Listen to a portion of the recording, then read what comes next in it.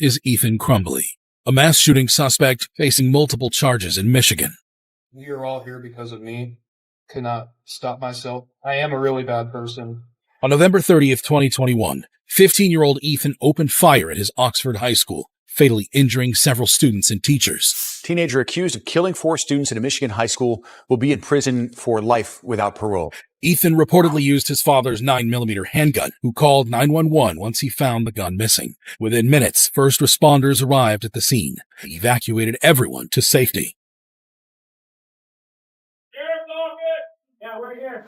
We're not willing to take that risk right now. I can't hear you. We're not taking that risk right now. Okay, well, come to the door and look at my bag, bro. No. Yeah, bro. He said no. He said bro.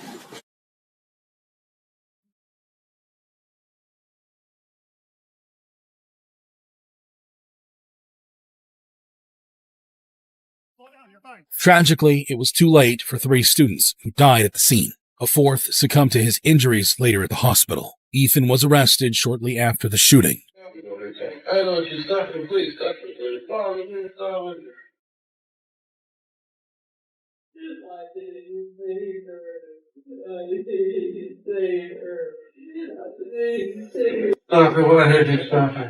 Why did you stop it?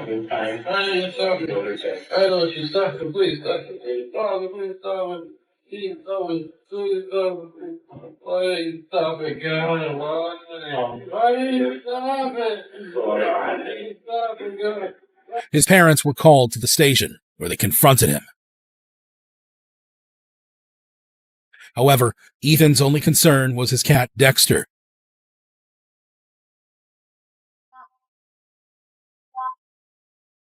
Apparently named after a psychopathic TV character. His parents were shocked at their son's lack of remorse.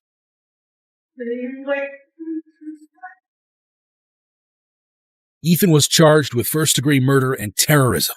In court, the prosecutor laid out the seriousness of the case.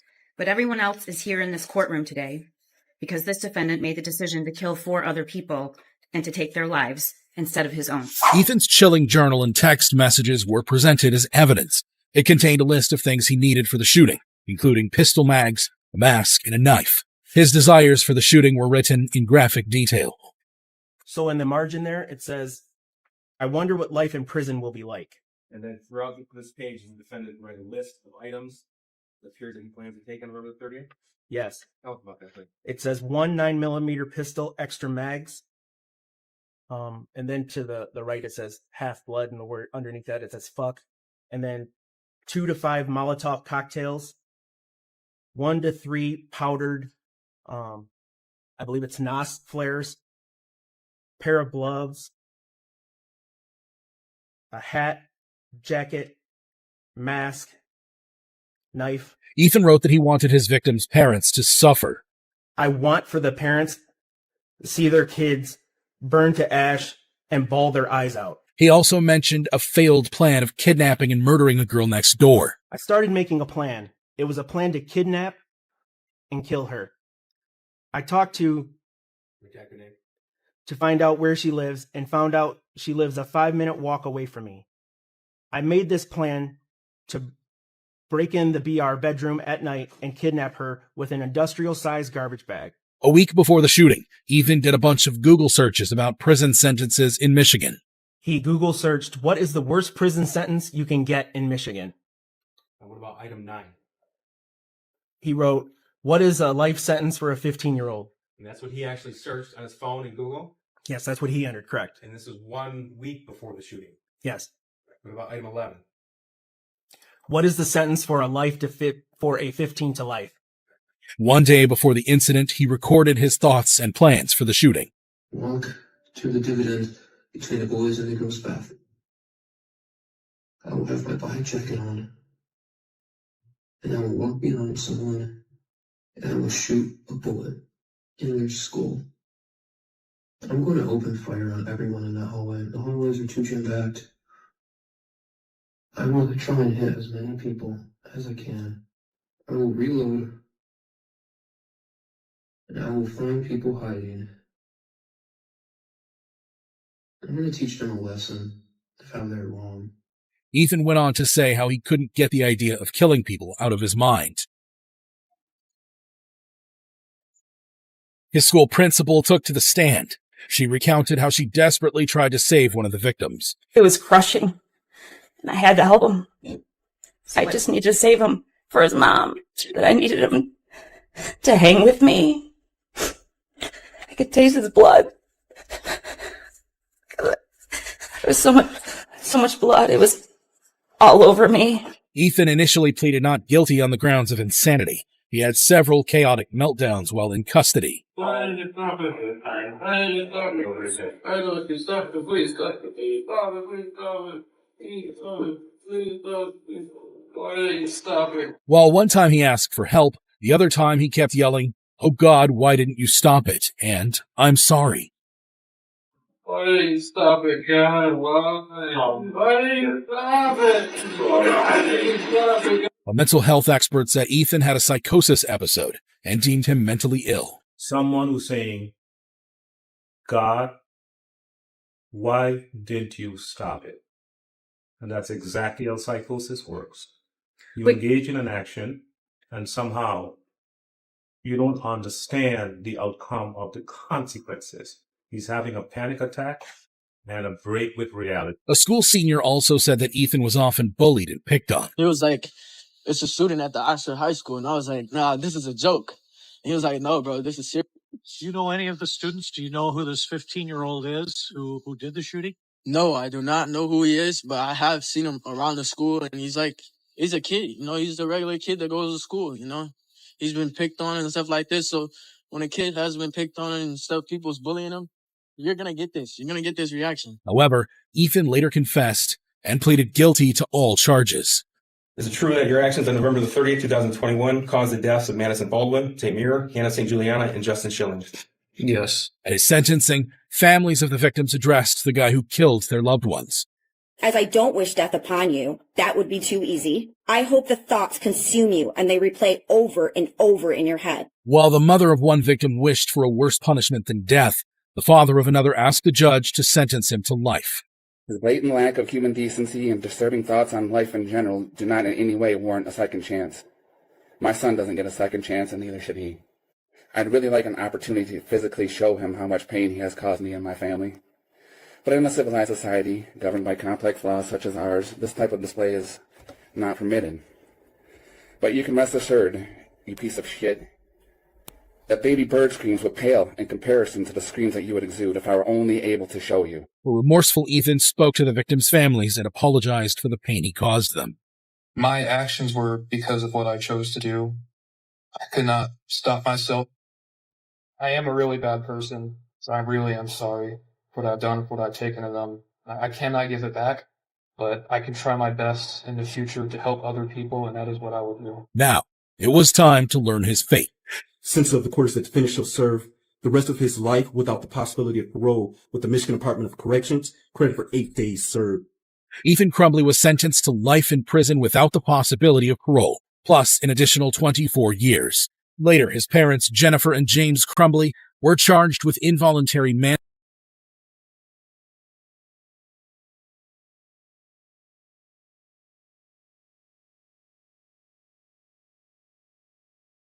Is it true that you asked him to buy the firearm? Yes. Is it true that you gave him your own money to buy the firearm? Yes.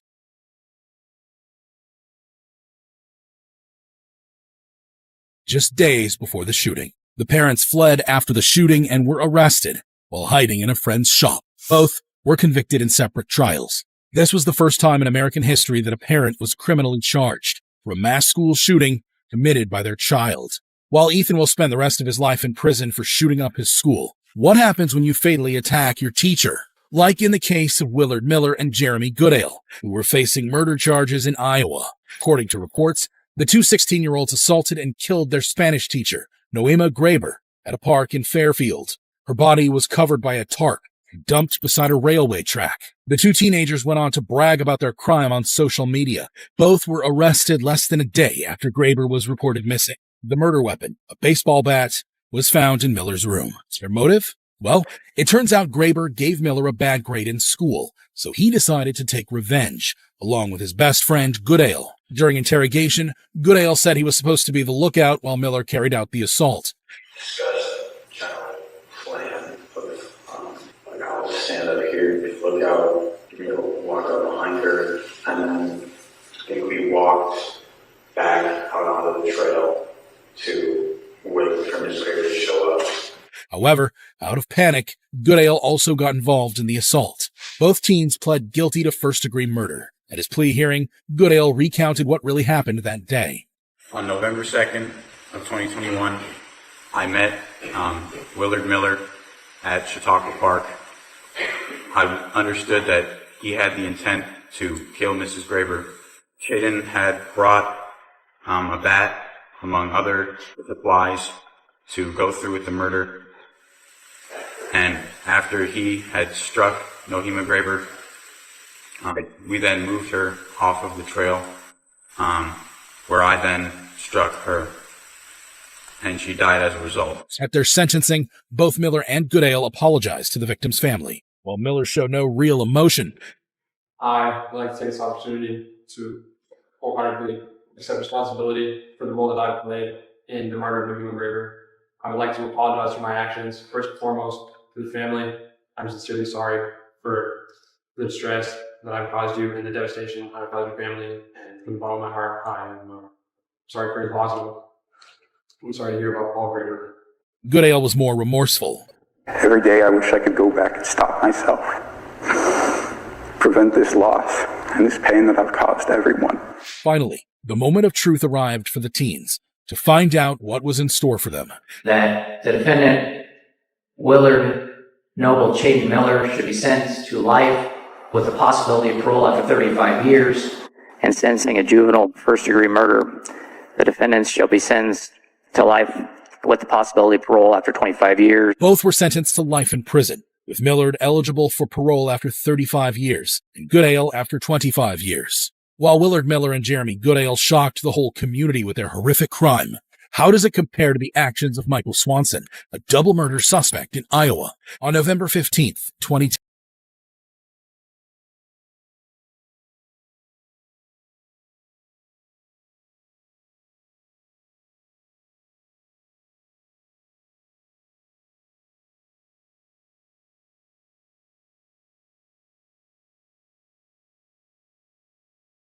The murders. Well, I was curious, how did it feel when you pulled the trigger? I mean, some people say that, it feels powerful or that it's kind of a rush, or what did you feel when you pulled the trigger? I felt powerful, but I don't know, I just didn't really care. Didn't care, okay. How else did you feel? It had no effect on me. I just didn't even care. I don't know, I just felt like my adrenaline was pumping and I felt good. He also said he wanted to make sure his victims died that night. He then went on to describe the final moments of one of his victims.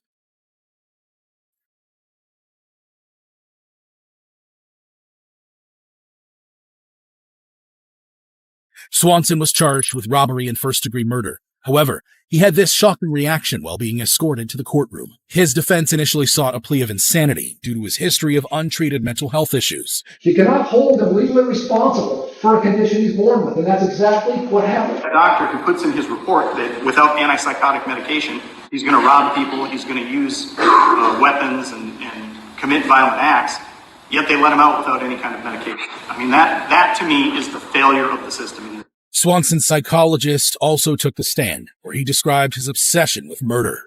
He said, "I have always been fascinated by death and violence, and it was something that I wanted to do, murder and cannibalism." Eventually, Swanson pled guilty to the murders. Irritation shot the clerk, causing her to die. I did this with a specific intent to kill her. At his sentencing, an emotional daughter of one of the victims addressed her mom's killer. I want to know if you're even sorry. Are you sorry for what you did?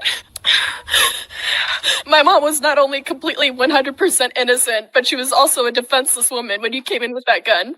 You said you did it for cigarettes and money, and so no one could identify you, but I think that's a lie. The husband of one of the victims was so distraught, the prosecutor had to read his statement. Then the judge directly addressed Swanson, who shockingly found the whole situation funny, but the judge was having none of it. Cold-blooded murder, young man. And your counsel wants us to believe that you lacked the capacity, that you were insane. Swanson ultimately received 2 life sentences for the murders. While leaving the courtroom, he still showed no remorse. Michael Swanson will spend the rest of his life in prison for the cold-blooded murders. But what happens when you target your own mother? Like in the case of 13-year-old Derek Rosa, who's accused of stabbing his mother in Florida. According to police, on October 12, 2023, Derek fatally stabbed his mother Irina Garcia with a kitchen knife at their family home in Miami. Irina had just given birth to Derek's little sister 2 weeks prior. In a ring cam footage, Irina could be seen sitting with her infant daughter on the night of her murder. Then, a picture from a baby monitor shows Irina lying on her bed with her daughter. Minutes later, we can see Derek standing over his mother, allegedly stabbing her over 40 times. He then made a chilling 911 call. I'm okay. My mom's not okay. She's dead. Do you need fire rescue? Are you hurt? No, I'm not hurt. I just have a little bit of blood on my hands. Can you bring the police over here where I live? What is your address? I don't know my address. I need to know if your mom is breathing. She's dead, miss. Okay, and what did you do then? There's blood all over the floor. Beretta, I have the gun with me. I was going to shoot myself, but I didn't want to. Irina's body was found at the foot of her bed, inches away from her newborn baby. Derek then made a shocking revelation. Miss. Yes. I took pictures and I told my friends about it. Was that bad? You told who about it? My friends. This is the picture Derek took moments after killing his mother, his hands still stained with her blood. The 911 call was also caught on the ring cam, showing officers arriving at the scene. Derek was arrested and brought in for questioning. He went on to say what exactly happened that night. So you went to sleep around 10? 10. Okay, and then what? I woke up and I went to the kitchen. I grabbed one of the kitchen knives and then I went to her room and then I ate. It's okay, you can say it. I killed her. You killed her? Then he described in detail how he killed his mother. Okay, you said she was sleeping? Yes. Okay. Where exactly did you kill her? At first, I cut her right here. And her neck? It's like a type of vein that goes through your neck right here on both sides. Okay. And if you stab here, a lot of blood sprays out, right? So is there a lot of blood after? There's a big pot of blood on the floor. Okay. However, when asked for a reason, Derek stopped answering questions and asked for a lawyer instead. Why did you kill your mother? Do you know? If I have to say it now? Yeah, get it off your chest. Absolutely. I can wait for a lawyer. Okay, at this point, you want a lawyer? Derek was charged with first-degree murder. At his trial, the lead investigator of the case testified that Derek made several Google searches the night of the murder. An autopsy revealed the brutality of the crime. Even the judge seemed shocked. Yes, on October 12 at 6 p.m., he did make searches on Google. He typed in the word, the carotid artery image diagram. What is the best place to stab someone? Is a small knife good for killing? Is it fair to say that there were 46 sharp force wounds in total on Ms. Garcia's body? No, you say 46. 46, sir. Yes. Derek's correction officer then took the stand and said he had no mental health issues. Derek's confession was played in the courtroom, which became too much for his grandmother. Then, in a heart-wrenching moment, Derek's loved ones pleaded to the judge for leniency. First, his father took the stands. It's hard for us to explain how this occurred. It's difficult, but I guess what we're asking for is another opportunity. It's a second chance to help him grow and become mature as a grown man, to put this behind him and say, we have your back. Then, letters sent to the court by Derek's supporters were read out. Someone who has never had any sort of violent tendencies or behavioral issues and goes out of his way to help others. Derek ultimately pleaded not guilty to the murder charge. The case is still ongoing. If convicted, Derek could face life imprisonment, as he's being tried as an adult. While Derek Rosa kept his cool during his trial, the suspect in our next case is a totally different story. The man screaming for a higher power is Damon Kemp. God! God! God! God! Double murder suspect in Florida. God! God! On the night of December 7th, 2018, Kemp allegedly shot and killed Trey Ingram and Jordan Payton at an apartment in Daytona Beach. A witness heard the shots and called authorities. Very loud pops, just bang, bang, bang, just very rapid percent. So it's an active investigation at this point in time. Let's talk. I got you, bro. I know you looking down. Kemp was arrested and charged with murder and armed burglary. During a bond hearing, he was wheeled in strapped to a chair. God! God! Safe to say, Kemp didn't appreciate that. Mr. Kemp? God! Damon Kemp, I'm going to conduct your first appearance. God! Besides his yelling, Kemp also had a confused expression throughout the hearing. His face turned frightening with each passing minute. I've determined the conditions of your release if you can be released. You already heard all those instructions on tape earlier this morning. Kemp was eventually found guilty of 2 counts of second-degree murder and sentenced to 3 consecutive life terms in prison. Kemp's wild expressions certainly aren't for the faint-hearted. However, it's not the first time a convict has lost it in the courtroom. This is Brandon Spencer, a suspect in an attempted murder case in California. Police said that in 2012, 19-year-old Spencer was involved in a shootout at a Halloween party on the University of Southern California campus. 4 people were wounded in the incident. Some students fled the scene, while others hid.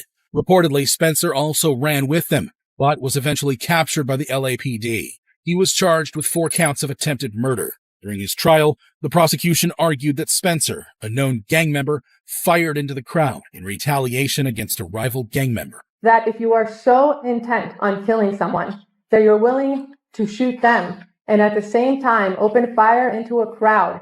However, Spencer maintained his innocence throughout his trial. Not a bad person, but I made mistakes.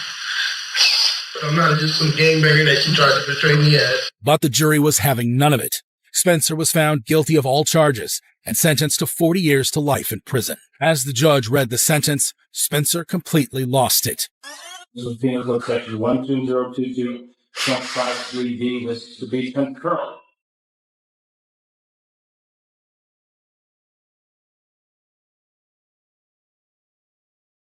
Brandon Spencer had a total courtroom meltdown, similar to the suspect of our next case. This is 17-year-old Jacob Morgan, who was charged with starting a fire that killed a family member in South Carolina. Jacob, who is marginally autistic, was left alone at home to look after his 14-month-old stepbrother. Reportedly, a fire broke out in the bedroom and soon spread across the house. Jacob managed to escape, but his brother was not so lucky. He was arrested and charged with arson. During a probable cause hearing, the prosecutor said Jacob had intentionally started the fire that killed his brother. Not having started the fires in the first place. He has to take responsibility. While Jacob broke down, the prosecutor continued his argument. As you walk away from the fire you've just lit in another room with a small baby, walk into the front room, light that fire, and then leave the residence standing outside watching it burn, it becomes too much to go back to. Despite his silent pleas, the judge ruled against Jacob. This is when he completely lost it. So therefore, I am going to find that there is probable cause and charge the individual with the down those 4 general sessions for both charges.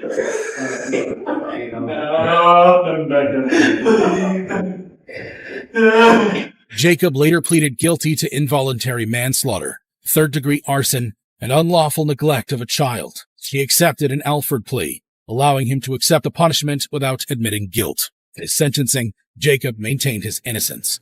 I love my brother. I still do to this very day. He's my best friend. To kill him would be killing me pieces myself. And I just wish I could have gotten to him in time. He was sentenced to 15 years in prison. After serving only 7 years, Jacob was released on parole in December 2022. While Jacob Morgan was released early from prison, the suspect in our next case was not so lucky. This is Martise Fuller, who is facing multiple charges including murder in Wisconsin. Reports suggest that in 2019, 15-year-old Fuller fatally shot his ex-girlfriend Kaylee Yuga and injured her mother Stephanie at their home in Kenosha. CCTV footage shows Fuller hopping over a fence, entering the Yuga family garage, and opening fire. Minutes later, he was seen running out and riding a bike away from the crime scene. Fuller was arrested and charged with murder, attempted murder, and armed burglary. At a probable cause hearing, the investigating detective took the stands. 4 gunshot wounds to Kaylee's chest, 1 gunshot wound to her head. The cause of death was from multiple gunshot wounds. The prosecutor argued that Fuller's actions were deliberate and planned. He already has a bike that is his bike that's stashed at that location. He brings with him, we believe, a change of clothes. He also said there was a pattern of disturbing behavior.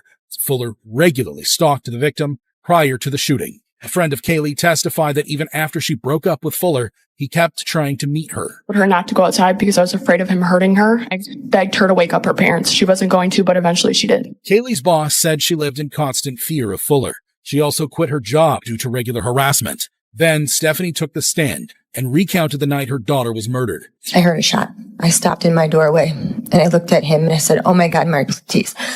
I said, "Please, you don't have to do this." And he looked at me and he said, "Yes, I do." Fuller's cousin also testified. He told the court he disposed of the bag containing the gun used in the murder. Is that a bag you recognize? Yes. Yes. Okay. That's the one that had the gun in it? Yes. Yeah. And is that the actual bag that you were handed by Martise? Yes. Eventually, Fuller was found guilty of all charges. We, the jury, find the defendant guilty of first-degree intentional homicide. This is when he completely broke down. At Fuller's sentencing, Stephanie remembered her daughter in her victim impact statement. She was always by my side and she was my biggest cheerleader. Now I'm lost. I just feel so lost without her. Fuller didn't address the court directly. Instead, his attorney read out a written statement. I am not the person the media has made me out to be. Despite the hatred that is against me, I still am sorry. However, the judge was having none of it. I don't have any ability to trust that you will never commit these acts. You are a very dangerous and a damaged human being. Finally, it was time for Fuller to know his fate. He was sentenced to life in prison without the possibility of parole. The court orders that on count 1, you are sentenced to life in prison without eligibility for extended supervision. On count 2, the court is ordering 15 years in prison, followed by 6 years of extended supervision, consecutive to count 1. And on count 3, the court orders 5 years of initial confinement and 3 years of extended supervision. Count 2 and 3 are concurrent with each other. While Fuller will spend the rest of his life in jail for his heinous acts, what happens when you sexually assault a fellow student? Case of Fernando Salgado, who was involved in a hazing incident at a school in California. Reports suggest that 18-year-old Salgado and 4 others attempted to sodomize another student with a metal rebar at the A.B. Miller High School in Fontana. 5 people were arrested, including Salgado and Emmanuel de la Rosa, a teacher who allegedly masterminded the assault. Salgado was charged with attempted sexual penetration with a foreign object and assault with a deadly weapon. His bail was set at $300,000. This is when things got crazy.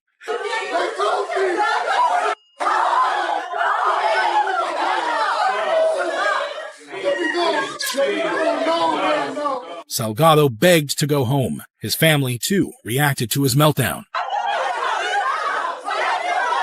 Salgado later took a plea deal. In exchange, he had to testify against his teacher in court. He was later sentenced to 36 months of probation. While Fernando Salgado's courtroom reaction went viral, what happens when someone who's already a viral sensation commits a crime? Like in the case of Jennifer Mee, who, in 2007, came into the spotlight as the hiccup girl. The sound echoes through the TIA terminal, announcing the arrival of 15-year-old Jennifer Mee. At age 15, Jennifer developed a case of uncontrollable hiccups, which gained her national attention and appearances on several television shows. It's not funny, is it? No more, it's not. No. Not at all. 4 years later, a 19-year-old Jennifer and 2 accomplices, LaRon Rayford and Lamont Newton, reportedly lured 22-year-old Shannon Griffin to a vacant apartment with the intention of robbing him. The robbery went horribly wrong. Griffin was fatally shot 4 times. Afterwards, the trio left the scene with Griffin's wallet, which contained just $50. It was unclear who fired the shots, but Jennifer was charged under strict Florida laws, which state if someone dies in a robbery, everyone involved could be charged with murder. During questioning, Jennifer said she fled after hearing the first gunshot. When I walked off out to the corner, I heard the first gunshot. After the first gunshot, I ran. While awaiting trial, Jennifer was interviewed where she said she let all that fame get to her head and fell in with the wrong crowd. And what did you do with that fame? I basically let it all go to my head and just started doing what I wanted. I took the path of the devil, I really did. Instead of keeping my faith with the Lord, I let the devil overcome me. She even apologized to the victim's family. I just want to say that I'm sorry for the loss of his cousin and that I wish that everything would have been different than how it all proceeded out to be. At her trial, the prosecutor played a recorded phone conversation Jennifer made to her family from jail. This call may be recorded or monitored. I have a free call from Jennifer Me, an inmate at Pinellas County Jail. Hello, Jennifer. What's going on? I'm in jail. Why are you in jail? From murder in the first degree. Who'd you kill? I ain't killed nobody. Jennifer seemed to show little emotion during the phone call. Jennifer was convicted of first-degree murder. She broke down as the jury read the verdict. We, the jury, found the defendant is guilty of murder in the first degree as charged. Finally, the moment arrived for Jennifer to know her fate. She was sentenced to life in prison without the possibility of parole. The jury having found you guilty of murder in the first degree, Miss Me, I will adjudicate you guilty and sentence you to life in prison without parole. I'm ordering the $550 standard fines and court costs. You have 30 days to appeal. Okay. While Jennifer Mee's fall from grace was certainly shocking, Bond 2. I'm gonna get another bond 2. I'm gonna get another bond. No, what's going on? Free case out. No, what's going on? Need free me. Real soon. I'm gonna get another bond. I'm gonna see. It's nothing compared to the disturbing actions of Isaac Gonzalez, a murder suspect in San Antonio, Texas. According to reports, on October 5th, 2022, 17-year-old Isaac Gonzalez and an accomplice killed 25-year-old Novita Brazil and injured another in a drive-by shooting. Isaac mistakenly targeted the wrong house, believing it to be the home of a rival gang member. CCTV footage from a neighbor's ring cam showed over 100 shots being fired. Police said he fled in a stolen car, and a high-speed chase ensued. For these suspects driving a stolen Kia, running from us, dumped out several handguns, a small assault-style rifle. I got eyes on him. We're northbound. For finally being arrested. I'm gonna get another bond too. I'm gonna get another bond. No, what's going on? Free case out. However, Isaac made bail and cut off his GPS ankle monitor, leading to a renewed manhunt. At some point after that, they made bond. They were given bonds, and then both of them cut off their ankle monitors. Police also said he went live on Instagram during the whole pursuit. While on the run, Isaac mocked the police with pictures, asking them to catch him. Even when he was caught again, Isaac maintained his cocky attitude, taunting gang signs at the police. Bond 2. I'm gonna get another bond 2. I'm gonna get another bond. No, what's going on? Free case out. No, what's going on? Need free me. Real soon. I'm gonna get another bond. I'm gonna see. However, this time he pleaded guilty. To the offense of murder, a felony of the first degree. How do you plead? Guilty, not guilty, or no contest? Yes.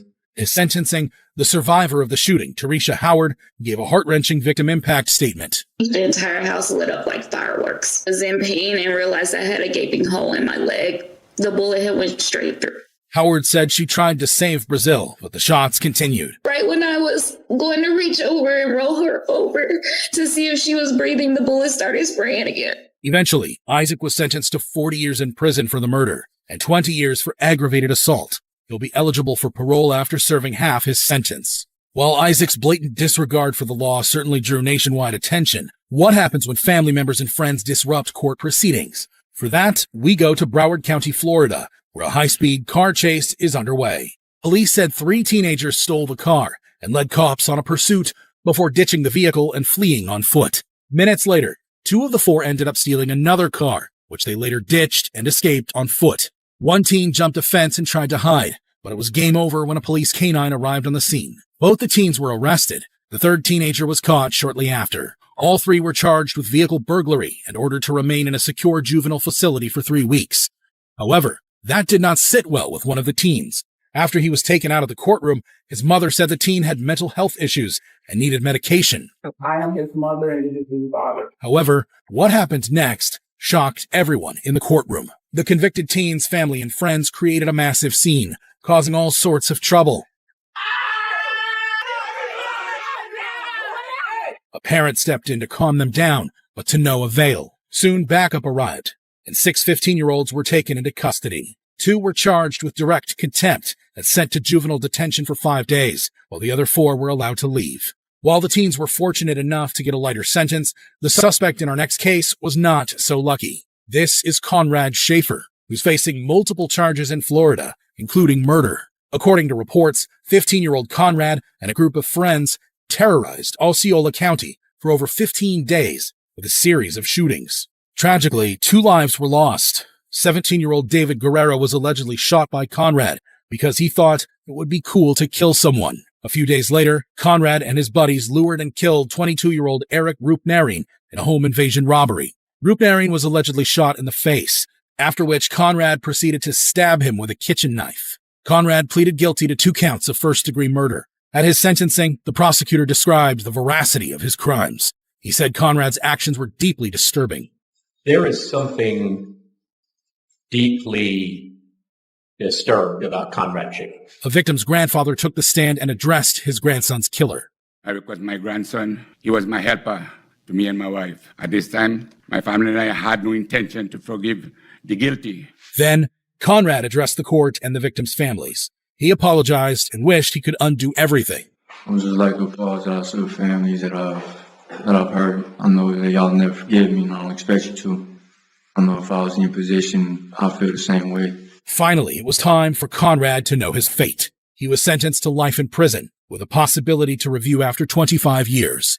Conrad's father was later arrested, as police believed he was aware of his son's crime spree and had actually bought Conrad the gun that was used in the shootings. He was sentenced to 4 months